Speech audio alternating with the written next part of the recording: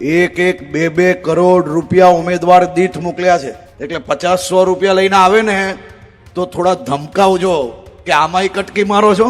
અને આજે જ સુરતમાં કરોડો રૂપિયા જોડે આમ આદમી પાર્ટીનો કોઈ એક દિલ્હીથી આવેલા નેતાના પીએ એનું હવાલા કૌભાંડ કઈ પકડાયું છે. ગુજરાતના લોકોને અને ગુજરાતને કઈ રીતે અંદર અંદર ઝઘડા કરાવી શકાય તે પ્રયાસ કરવામાં આ રૂપિયા વપરાતા હતા. અરવિંદ એડવર્ટાઇઝમેન્ટ પાર્ટી ભલે એમને કોર્ટે એમને છોડી મૂક્યા હોય, પરંતુ આ ભ્રષ્ટાચારના રૂપિયા જે પંજાબમાંથી પણ એ લોકોએ ભેગા કર્યા છે કે 2026ની હાલની પરિસ્થિતિની કોર્પોરેશનની ને સ્થાનિક સ્વરાજ્યની ચૂંટણી હોય, અરવિંદ એડવર્ટાઇઝમેન્ટ પાર્ટીની કોઈ પણ પ્રકારની વિચારધારા નથી. જનતા એનાથી ટ્રસ્ટ થઈને બેઠેલી છે. હજુ સુધી તમે અમારી ચેનલને સબસ્ક્રાઇબ નથી કરી તો અત્યારે જ ન્યૂઝરૂમ ગુજરાતને સબસ્ક્રાઇબ કરો, ફેસબુક અને ઇન્સ્ટાગ્રામ પર ફોલો કરો.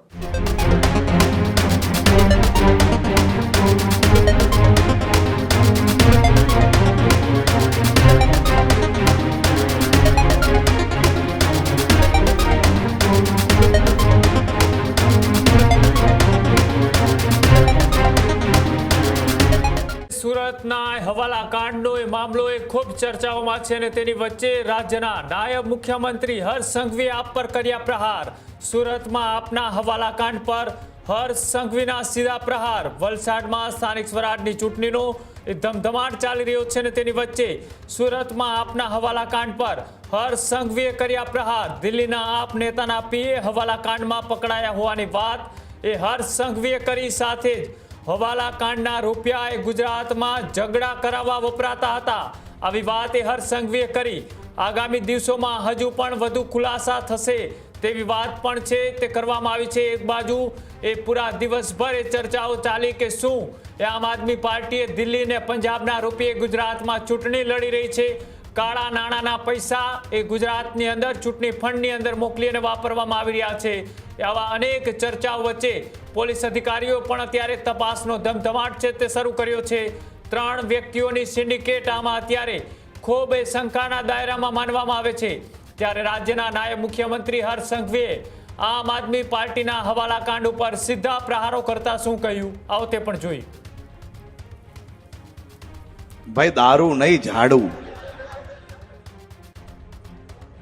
બધા બપોરના ટાઈમ વાળા નથી એ બધા લોકો, એવું નહીં બોલવાનું.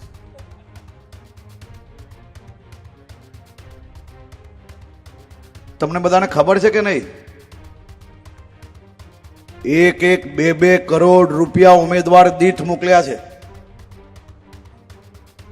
એટલે 50-100 રૂપિયા લઈને આવે ને તો થોડા ધમકાવજો કે આમાંય કટકી મારો છો.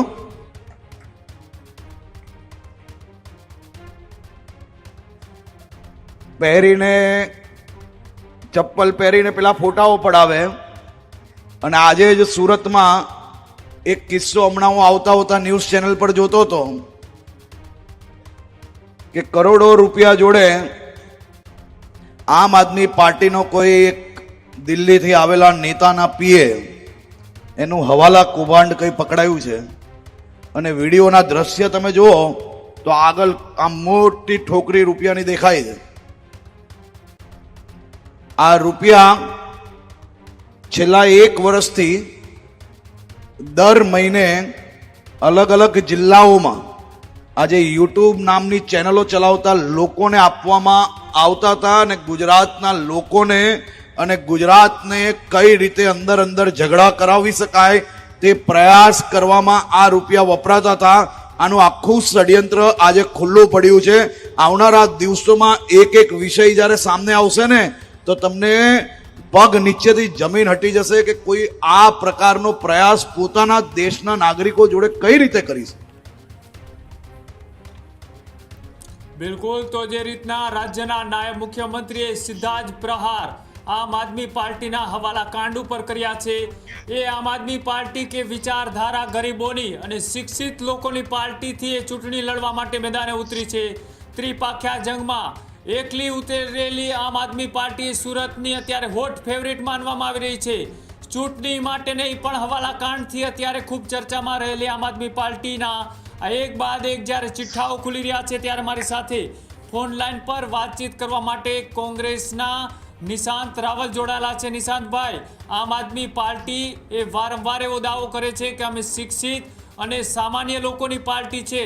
બીજી બાજુએ કાળા નાણાં બેફામ રીતના એ સુરતની અંદર વાપરવામાં આવતા હોવાની તપાસ એ પોલીસ દ્વારા અત્યારે શરૂ કરવામાં આવી છે. અરવિંદ એડવર્ટાઇઝમેન્ટ પાર્ટી માત્ર ને માત્ર પંજાબ સરકાર અને એની જે પૂર્વ દિલ્હી સરકારમાં ભ્રષ્ટાચાર શરાબ ગોટાળાના જે આરોપો એમના પર લાગ્યા હતા એના સિવાયના પણ ભલે એમને કોર્ટે એમને છોડી મૂક્યા હોય, પરંતુ આ ભ્રષ્ટાચારના રૂપિયા જે પંજાબમાંથી પણ એ લોકોએ ભેગા કર્યા છે, આ તમામ રૂપિયા ગુજરાતની ચૂંટણીઓમાં, પછી વિધાનસભાની 2022ની ચૂંટણી હોય કે 2026ની હાલની પરિસ્થિતિની કોર્પોરેશનની ને સ્થાનિક સ્વરાજ્યની ચૂંટણી હોય, અમારું સ્પષ્ટ કેવું છે, અરવિંદ એડવર્ટાઇઝમેન્ટ પાર્ટીની કોઈ પણ પ્રકારની વિચારધારા નથી.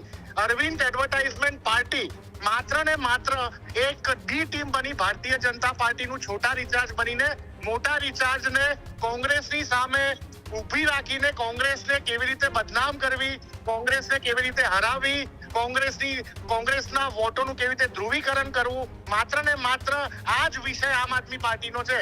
અરવિંદ એડવર્ટાઇઝમેન્ટ પાર્ટી, હું ફરી કહું છું કે આજે હવાલા કાંડ જે માત્ર તમને સુરતમાં દેખાયો છે, જો આની ક્રાઇમ બ્રાન્ચ અથવા તો આની એસઆઈટી દ્વારા સ્પેશિયલ તપાસ કરવામાં આવે તો વિસાવદરમાં પણ જે રીતે ગોપાલ ઇટાલિયાની જીત થઈ છે, અમને ભીતિ છે કે એમાં પણ આવા પ્રકારના કોઈકના કોઈ કૌભાંડ સાથે સંકળાયેલા હશે. અરવિંદ એડવર્ટાઇઝમેન્ટ પાર્ટીના લોકોએ સુરતમાં ખાસ કરીને એમના કાઉન્સિલરોએ 5 વર્ષમાં જે બહોળો ભ્રષ્ટાચાર કર્યો છે એ સુરતની જનતાએ જોયો છે અને સુરતની જનતા એનાથી ટ્રસ્ટ થઈને બેઠેલી છે. અને ભારતીય જનતા પાર્ટી પણ આમાં કોઈ દૂધે ધોયેલી નથી.